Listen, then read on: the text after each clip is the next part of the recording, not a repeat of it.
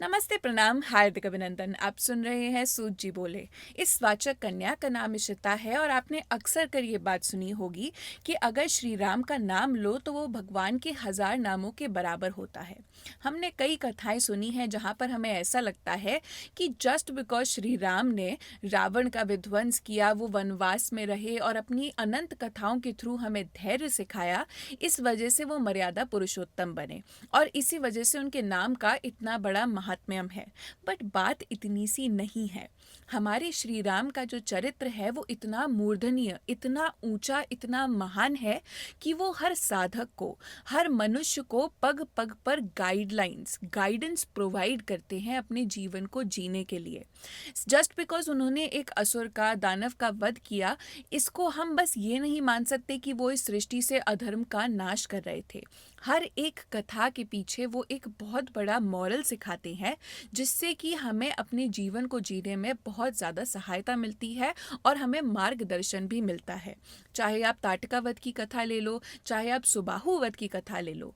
और इसके आगे मैं आपको एक और इंटरेस्टिंग कथा बताती हूँ जिससे कि आपको समझ में आएगा कि मैं क्या कहना चाहती हूँ। तो आइए चलते हैं और सुनते हैं कि ये क्या कथा है।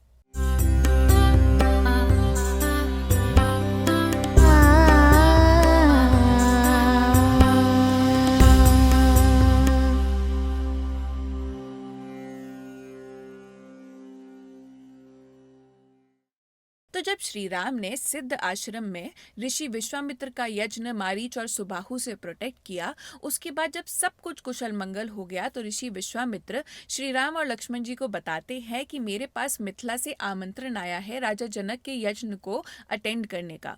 तुम दोनों भाई मेरे साथ चलो और वहां पर मैं तुमको शंकर भगवान का एक बहुत ही दिव्य धनुष दिखाऊंगा।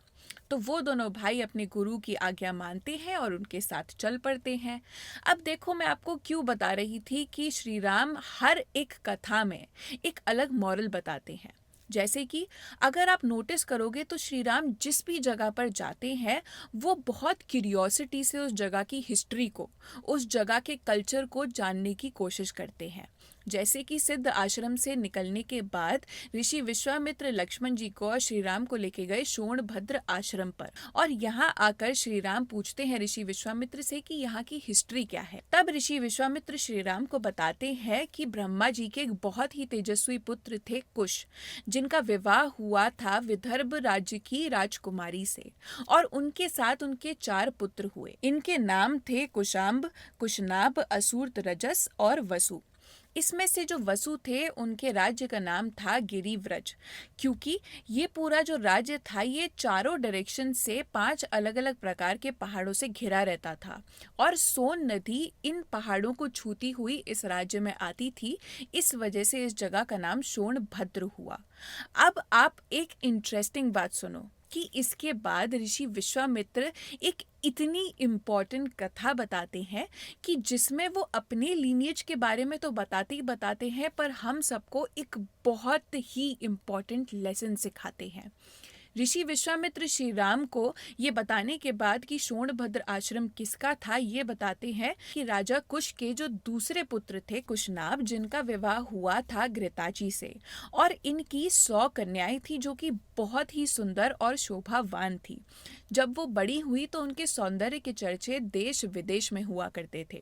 तो एक बार वो एक वन में विहार कर रही होती हैं, वहां पर आते हैं वायुदेव, और उनको देखकर वो इतना प्रफुल्लित होते हैं कि उन कन्याओं से वो कहते हैं कि मैं आपसे विवाह करना चाहता हूँ। अब आइडियली अगर वायुदेव आए हैं तो उन कन्याओं को ये कह देना चाहिए था कि आप हमारे पिताजी से जाकर बात करिए, हमारी सहमति उनकी हाँ या ना में ही होगी। बट वो ऐसा कहती हैं पर उसके साथ एक ऐसी बात करती हैं जो कि वायुदेव को बहुत बुरी लगती है। वो 100 कन्याएं वायुदेव से कहती हैं कि आप प्राण वायु के रूप में हमारे अंदर ही हो, तो आपको तो पता होना चाहिए कि हमारे इमोशंस आपके प्रति क्या हैं। फिर भी अगर आप ये बात कर रहे हो तो ये अच्छा नहीं है, कृपया करके आप यहाँ से चले जाइए। अगर बात यहाँ तक होती तो सब कुछ ठीक रहता, बट इसके आगे उन कन्याओं ने वायुदेव को कहा कि हम राजर्षि कुशनाभ की पुत्रियां हैं, अगर हम चाहें तो यूं आपको श्राप देकर आपकी पदवी से गिरा सकते हैं।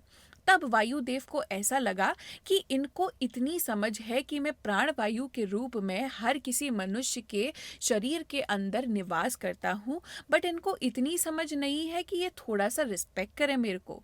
तो आप ये देखो कि तुरंत ही जो वायुदेव थे उन्होंने उन सभी को वक्रीय कर दिया। वो सब कुब्जा बन गई, मतलब उन सबको काइफोसिस हो गया। उनकी पीठ पे एक बल जा गया और वो 100 कन्याएं झुक गईं। तो फिर वहां से वायुदेव जब चले जाते हैं तो वो सारी कन्याएं अपने पिता के पास जाती हैं। वो उनसे शिकायत करती हैं, बहुत रोती हैं और अपना दुख प्रकट करती हैं। बट उनके पिताजी इतने सौम्य, इतने तेजस्वी थे कि उनको क्षमा करने को कहते हैं। बट वो कन्याएं जो उन्होंने कहा वो अपने पिताजी को नहीं बताती। आप पैरेलली देखो कि एक बहुत ही बड़े तपस्वी ऋषि रहा करते थे जिनका नाम था चूली। उनकी सेवा और सहायता करती थी गंधर्व कन्या सौमदा। जब बहुत ही सारे वर्ष हो गए सौमदा को उन ऋषि की सहायता सेवा करते हुए, तब ऋषि ने प्रसन्न होकर उनसे वर मांगने को कहा। तो सौमदा ने ये वर मांगा कि मुझे एक ऐसा पुत्र चाहिए जो कि ब्रह्म ज्ञान के तेज से पैदा हुआ हो। तो ऋषि चूली उनकी इतनी सेवा, इतनी सहायता से इतने प्रसन्न होते हैं कि वो ब्रह्म ज्ञान के थ्रू एक पुत्र को वहां पर प्रकट करते हैं।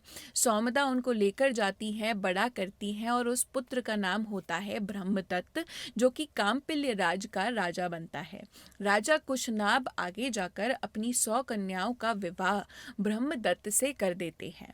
और जैसे ही ब्रह्मदत्त का विवाह उन कन्याओं से होता है तो वो कन्याओं का जो वक्रीय शरीर था वो बिल्कुल पहले जैसा ठीक हो जाता है। अब आप सोचिए क्यों। तो देखो, जब वो कन्याओं ने वायुदेव को वो बात कही थी कि हम आपको अपने तेज से, आपकी पदवी से गिरा सकते हैं, तो फिर वायुदेव ने उनको वक्रीय क्यों कर दिया था। ये कथा हमें ये बताती है कि जब हम सत्य को समझते हैं, सत्य को बता सकते हैं असत्य से अलग, तो हमें उस चीज को फॉलो थ्रू भी करना चाहिए। जैसे कि जब वो कन्याएं वायुदेव से मिली थी तो उनको ये पता था कि वायुदेव निराकार रूप से हमारे अंदर प्राण वायु के रूप में रहते हैं और लिटरली हमको जीवित रखते हैं। बट जब वही वायुदेव साकार रूप से उनके सामने खड़े हुए थे, तब उन कन्याओं ने उनको रिस्पेक्ट नहीं किया। इसका इक्विवेलेंट अगर आप बहुत ही आसान भाषा में समझोगे वो ये है कि अगर हम अपने निजी जीवन में किसी भी इष्ट देवी देवता की भक्ति करते हैं, हमें ये बात समझ में आती है कि हमने अपना जीवन उनको अर्पित कर दिया। But at the same time अगर कोई और मनुष्य सामने आकर अपने इष्ट देवी देवता की भक्ति करेगा और हम अगर उस चीज़ को कंपेयर करेंगे, तो क्या सही में हम भक्ति कर रहे हैं। हम सोच रहे हैं कि राम का नाम सबसे ऊपर है, बट अगर किसी और के लिए वही परमात्मा शिव है और हम कंपेयर करने लगे कि नहीं नहीं, हमने तो सुना है कि राम का नाम भगवान के 1000 नाम जितना है, तो हमारे राम बड़े हैं, नहीं नहीं हमारे शिव बड़े हैं। जब ये निराकार और साकार के खेल में हम फंस कर रह जाते हैं ना, तो हमारे अंदर की जो भक्ति है, जो आत्मज्ञान की तरफ हम बढ़ना चाहते हैं, जो एक बीच का ज्ञान है, वो वक्रीय कहलाता है। मतलब हमारे ज्ञान में ही विकार है कि हम निराकार और साकार रूपों को इतना अलग देख रहे हैं कि उनको कंपेयर कर रहे हैं। तो जब उन्होंने अपने अंदर की प्राण वायु को साकार रूप से वायु देव के रूप में अपने सामने देखा, फिर भी उन्होंने उनसे ऐसे शब्द कहे। तो ये जो कुब्जा होना जो एक पूरा कथा थी, वो ये बताती है कि जब हम अपने अंदर के ज्ञान को ऐसा कंफ्यूज कर देते हैं साकार और निराकार के रूप में, तो हमारा ज्ञान वक्रीय हो जाता है, जो कि लिटरली रिप्रेजेंट हुआ था इस बात से कि वो कुब्जा हो गई, उनको काइफोसिस हो गया। अब जब उनका विवाह ब्रह्मदत्त से हुआ तब वो ठीक क्यों हुई, क्योंकि वक्रीय ज्ञान को सिर्फ और सिर्फ ब्रह्म ज्ञान ही ठीक कर सकता है। जब ब्रह्म ज्ञान के तेज से उत्पन्न हुए वो ब्रह्मदत्त इन कन्याओं से मिले, तो जब वो इतना सात्विक, शुद्ध, बिना किसी अडल्ट्रेशन का ज्ञान उनके सामने आया, तो उनका वक्रीय ज्ञान बिल्कुल शुद्ध सात्विक हो गया और वो पहले जैसी ठीक हो गई। Interesting right. तभी तो मैं कहती हूँ कि हमारे श्री राम का चरित्र इतना मूर्धन्य इसीलिए है क्योंकि वो हमें हर कथा में हर शब्द में इतनी बड़ी बात समझाते हैं जो कि हमारे जीवन में हमारा मार्गदर्शन करेगी, हमको सहायक होगी और हमें हेल्प करेगी। आज के लिए तो बस इतना ही, पर ऐसी और कथाएं सुनने के लिए और रामायण को इतनी ही गूढ़ता में जानने के लिए लाइक करें, सब्सक्राइब करें, कमेंट करें और हमें बहुत सारा प्यार दें। मे द शक्ति बी विद यू। जय श्री राम।